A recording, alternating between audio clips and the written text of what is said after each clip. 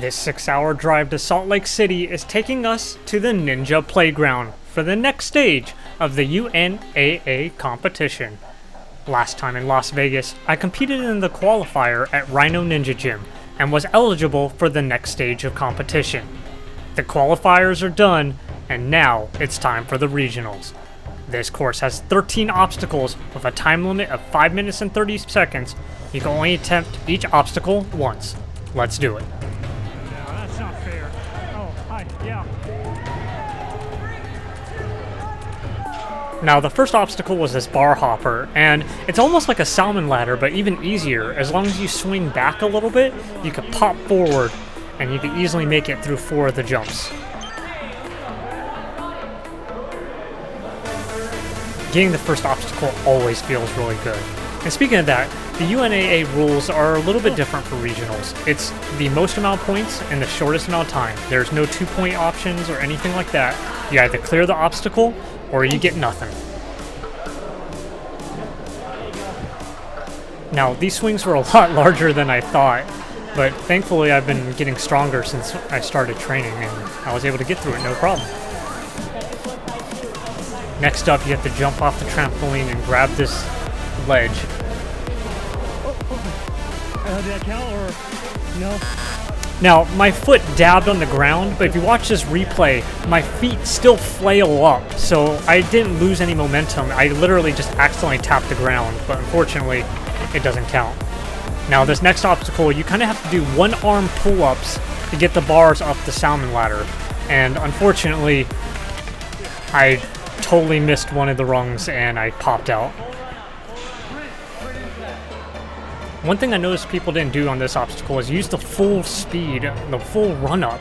Just get as much run-up as possible, and now you don't have to swing as much.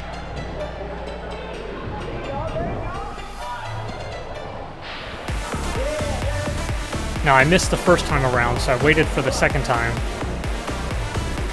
And I ended up using a lot of stamina. I had to hold on one arm because I missed. And because I missed, now I'm kind of in no man's land trying to figure out how do I even reach this thing. Most of the people who competed, they just dropped right here because they gave up. But I learned how to solve this. You kind of put your arms at like a 90-degree angle, and then you pop your feet in the right direction. And if you do it perfectly, you're able to grab on. Now, you just have to clear a lache to clear this obstacle.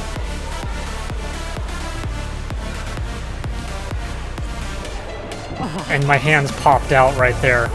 And what I realized is I spent so much energy trying to get through the last obstacle, my hands were starting to pump out. I literally could not grab correctly. My hands were not contracting correct anymore. I wasn't tired, but my hands were done, and I realized I need to take as much break as possible to have any chance to get any more points. Otherwise, my body has already quit on me. Now, this next obstacle, you jump off the tramp, grab a pill, and then you reverse and grab onto another ledge. I noticed that the trampoline was really close, so I had to slow down my swing. And I don't know why, but I'm really good at, like, aiming myself. But once again, my hands were failing me. I couldn't let go. And you can see right there, I had a perfectly fine jump, but I could not hold on anymore. This next obstacle, you hold a pipe above your head and go through a balance. Oh, there's water in this or something. And as you hear, I had no idea there was water in it, and it kept on sloshing, and I ended up just falling off immediately. I was so pissed off.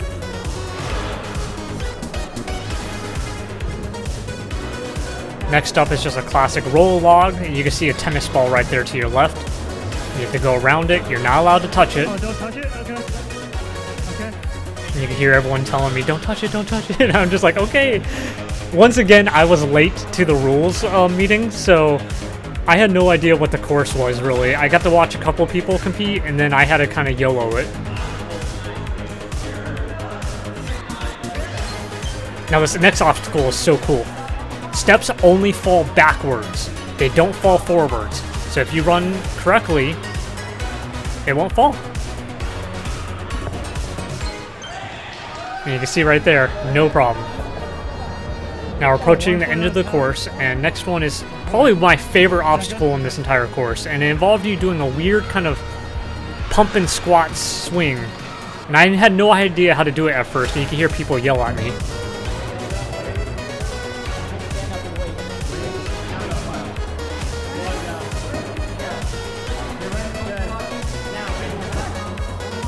And then it locks in.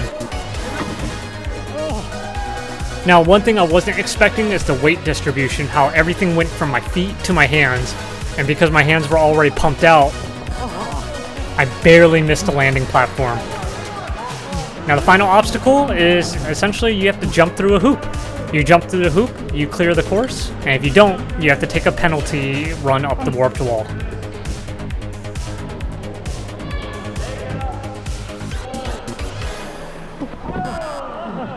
If I would have just tucked in a little more, I would have gotten it, but unfortunately, I had to kind of run up and just do the warped wall.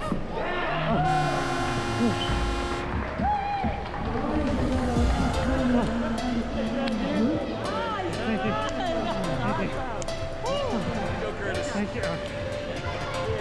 Man, I'm not tired, but my hands are clamping. Now, I wasn't good enough to make the podium. Unfortunately, I actually did really bad, as you could tell. Even though I was really close to clearing all the obstacles, but I just didn't clear them. And it sucks. I'm so mad at myself because my hands cramped up. You can see here are my results. Unfortunately, they missed one of my scores because I got 4 points, but it only shows me getting 3.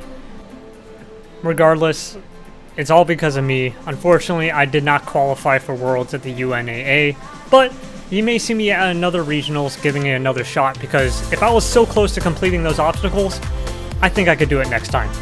Thanks very much for watching. I'll see you guys next time. Please like and subscribe, because I put a lot of time into these videos to make it a little bit more watchable and kind of archive these courses. So I hope that you guys enjoy. Other than that, see you next time.